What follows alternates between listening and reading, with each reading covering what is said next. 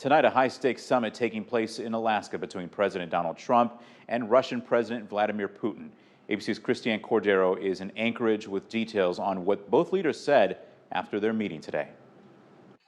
Tonight, President Trump and Russian President Putin shaking hands and smiling before the cameras following a highly anticipated meeting between the two countries. We really made some great progress today. I've always had a fantastic relationship with President Putin, with Vladimir.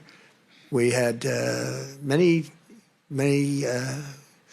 tough meetings, good meetings. I expect that today's agreements will be the starting point, not only for the solution of the Ukrainian issue, but also will help us bring back business-like and pragmatic relations between Russia and the U.S.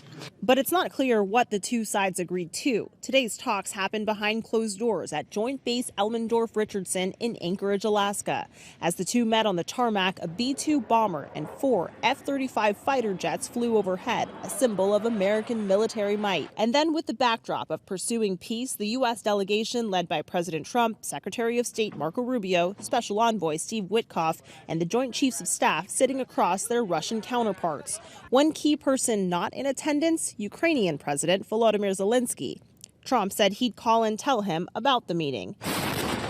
In recent weeks, Russia has escalated its attacks. July was the deadliest month for Ukrainian civilians since May 2022. Zelensky is now calling today's strikes a sign Putin is not prepared to end the war. Zelensky wants a ceasefire and security guarantees that would protect Ukraine from further Russian aggression.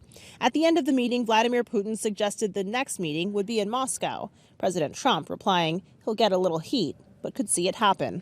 Today's joint press conference was, in a word, vague. Trump and European leaders have been adamant about the need for a ceasefire agreement, and today, with Trump and Putin standing side by side, no ceasefire was announced. Christiane Cordero, ABC News, Anchorage, Alaska.